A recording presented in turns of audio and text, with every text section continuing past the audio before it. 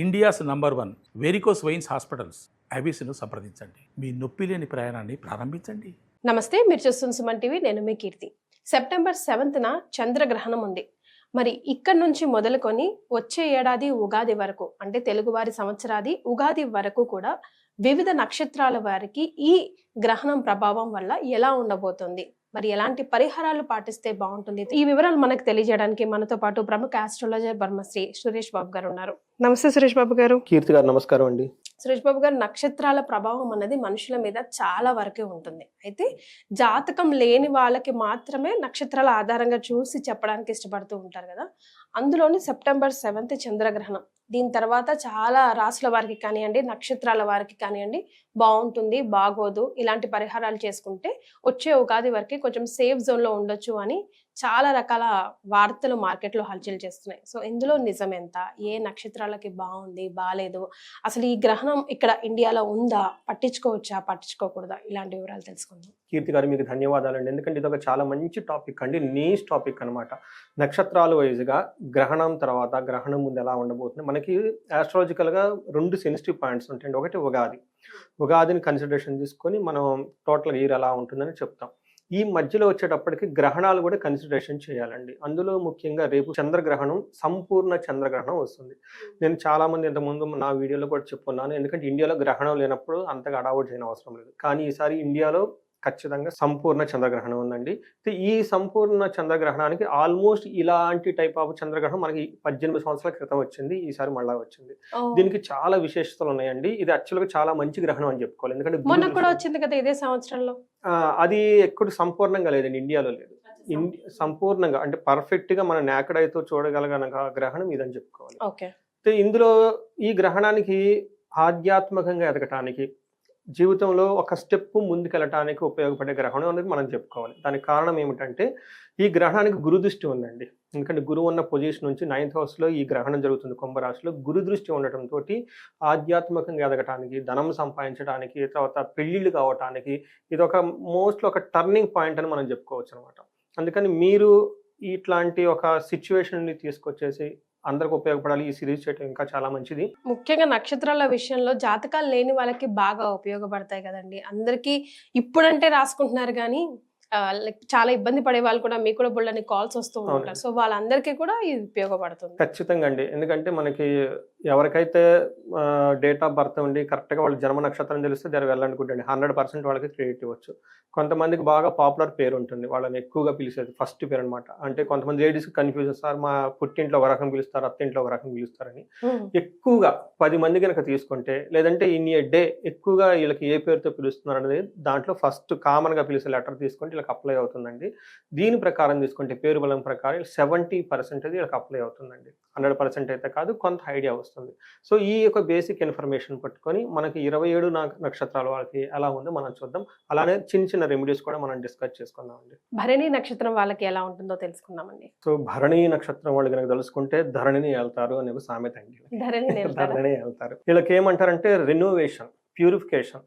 ఈ ధరణి నక్షత్రం వాళ్ళ దగ్గరకు వచ్చేస్తే ప్యూరిఫై చేసేస్తారు. అసలు నక్షత్రాల గురించి మనం మాట్లాడుకోవాల్సి వస్తే అన్ని నక్షత్రాలు దోషపూరితమైన నక్షత్రాలన్నా, కొన్ని కూడా లేవా దోషం లేకుండా నక్షత్రాలు? చాలా నక్షత్రాలు దోషాలు ఉండవండి. ఇప్పటిపై శ్రవణ నక్షత్రం చాలా మంచిది, ధనిష్ట చాలా నక్షత్రం మంచిది, రేవతి చాలా నక్షత్రాలు వీటిలో దోషాలు ఏమి ఉండవండి. కొన్నిట్లో ఉంటాయి మనకి. కేతు నక్షత్రాలు, భరణి కూడా మనం చెప్పుకోబోయే భరణి కూడా దీని నక్షత్రం, దీనికి దోషం ఉంటుందండి. భర్తలు కొన్ని పాదాలకు వచ్చేటప్పటికి దోషం ఉంటుంది.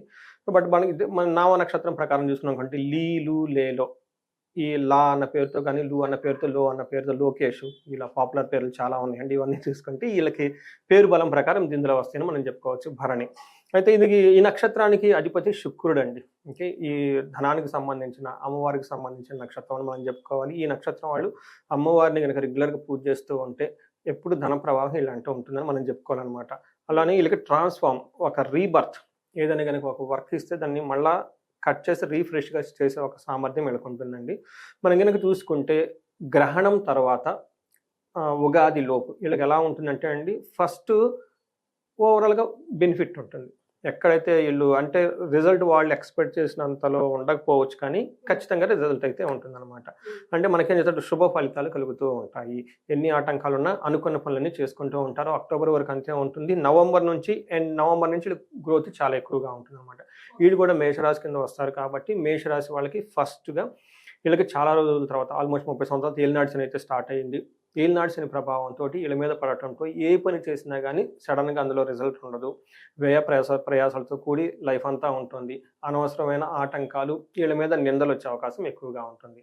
అయితే మనం కనుక చూసుకుంటే ఈ ఏలినాటి శని ప్రభావం పక్కన పెడితే వీళ్ళకి జనరల్గా ఈ టైంలో ప్రమోషన్స్ వచ్చే అవకాశం ఎక్కువగా ఉంటుంది. ఆగస్టులో సంపదలు, ఐశ్వర్యం చక్కగా ఉంటుంది. హెల్త్ కాంప్లికేషన్స్ ఎవరైనా కనుక ఫేస్ చేస్తుంటే ఇప్పటి వరకు ఆ హెల్త్ నుంచి బయటపడే అవకాశం ఎక్కువగా ఉంటుంది. ఇంతేకాకుండా వీళ్ళు నమ్మించి మోసం చేసేవాళ్ళు వీళ్ళకి ఎక్కువగా ఉంటారు. రెండోది, ధనం విషయంలో ఖర్చు కనుక పెట్టారు అంటే ఆ ధనం తిరిగి రాదు. వీళ్ళకైతే ధనం వస్తుంది, ధనం అయితే ప్రవాహం ఇన్ఫ్లో ఉంటుంది, కానీ అవుట్ఫ్లో వీళ్ళని పెట్టుకోకుండా చాలా మేనేజ్ చేసుకోవాలి. కొత్తగా ప్రాజెక్ట్స్ ఏమైనా వచ్చినా కానీ అందులో ఇన్వెస్ట్మెంట్ చేయకూడదు. కొత్తగా ఎవరు పరిచయాలన్నా కానీ వాళ్ళని ఎక్కువగా నమ్మకూడదు. తర్వాత ఉన్న దాంతో చక్కగా ఒక స్టెప్ వెనక్కి తీసుకొని రిస్క్ పనులు ఎక్కడెక్కడ ఉన్నాయో మొత్తం కట్ చేసుకొని, అన్వాంటెడ్ పీపుల్, ఫ్రెండ్షిప్, రిలేషన్షిప్స్ ఏమైనా ఉన్నాయో అవి మొత్తం వెనక్కి తీసేసుకొని చక్కగా ఫోకస్డ్గా కనుక ఉంటే ఈ ఏలినాటి శని ప్రభావం కానివ్వండి, ఈ వచ్చే 6 నెలల్లో రిజల్ట్, ఎందుకంటే వీళ్ళు 100% ఎఫర్ట్ పెడితే వీళ్ళకి వచ్చే రిజల్ట్ ఓన్లీ 50% ఉంటుంది. వాళ్ళ ఎక్స్పెక్టేషన్స్ 100, కానీ వీళ్ళకి వచ్చే రిటర్న్ ఓన్లీ 50% ఉంది. ఈ గ్యాప్ ఉంటుంది కదండి, ఈ గ్యాప్ని ఫిల్ చేయాలంటే అన్వాంటెడ్ థింగ్స్ అన్ని, హ్యాబిట్స్, తర్వాత పీపుల్, తర్వాత ప్రాజెక్ట్స్, రిస్క్ ఉండే మొత్తం తీసి పక్కన పెట్టేసుకొని ఫోకస్డ్గా చేస్తే చాలా బాగుంటుందండి. సో ఈ ప్రకారంగా మనం చూసుకుంటే ధనం బాగుంది, ఆ ఉన్న ధనాన్ని నిలుపుకునే బాధ్యత వీళ్ళది. తర్వాత రిలేషన్షిప్ చక్కగా ఉంటాయి, అన్వాంటెడ్ రిలేషన్షిప్ కట్ చేసుకోవాల్సిన బాధ్యత అయితే ఇది. ఈ ప్రకారం మనం చూసుకుంటే ఓవరాల్గా ఈ రంతా కనుక కేతు ప్రకారం తర్వాత ధనం వస్తుంది. శుక్రుడు తర్వాత ఉపయోగపడే చాలా చక్కగా ఉన్నారు. గురువు వచ్చేటప్పటికి కూడాను వీళ్ళకి ధనము, ఐశ్వర్య ప్రాప్తిని తీసుకుని వస్తున్నారు. ఒక రకంగా ధనం అంతా బాగుంది. సో ఇది మనం భరణి నక్షత్రం వాళ్ళకని మనం చెప్పుకోవాలి. వీళ్ళకి రెమెడీస్ మనం చూసుకున్నాం అనుకోండి, వీళ్ళకి శుక్రవారాలు కొంచెం నిష్టగా ఉండటం ఎంతైనా ఇంపార్టెంట్. తులసి చెట్టుని పూజించాలి. వీళ్ళు కుబేర పాశుపత అభిషేకము లేదా మహాలక్ష్మి విశేష హోమం జరుపుకుంటే ఈ వచ్చిన ధన ప్రవాహం వీళ్ళు నిలుపుకోగలుగుతారు. లేదంటే అవుట్ ఆఫ్ కంట్రోల్లో ఖర్చు అయిపోతుంది. పర్టికులర్ కుబేరు పాశుపతం చక్కగా జరుపుకోవాలి. ఎందుకంటే కుబేరుడు సంపదలకు అధిపతి. ధనం వీళ్ళ దగ్గర నిలబడటం లేదు అంటే కుబేరుని యొక్క కృప కనుక ఉంటే ధనం నిలబడిపోతుంది. ఇవి చేసుకోవాలి. అంతేకాకుండా వీళ్ళకి ఏదైనా కనుక ప్రాబ్లం కనుక ఉంటే మహాసుదర్శన హోమం కనుక చూపించుకుంటే చాలా బాగుంటుంది. ప్రతి ఒక్కళ్ళు రెగ్యులర్గా ఈ గ్రహణం అయిపోయిన వెంటనే ఒక్కసారి రుద్రాభిషేకం వాళ్ళ ఇంట్లో కనుక చేపించుకుంటే ఏదైనా నెగిటివ్ వైబ్రేషన్స్ ఉంటే పోతాయండి. సో భరణి నక్షత్రం వాళ్ళకి సోగానే ఉంది మళ్ళీ కూడా కదండి. ధన్యవాదాలు.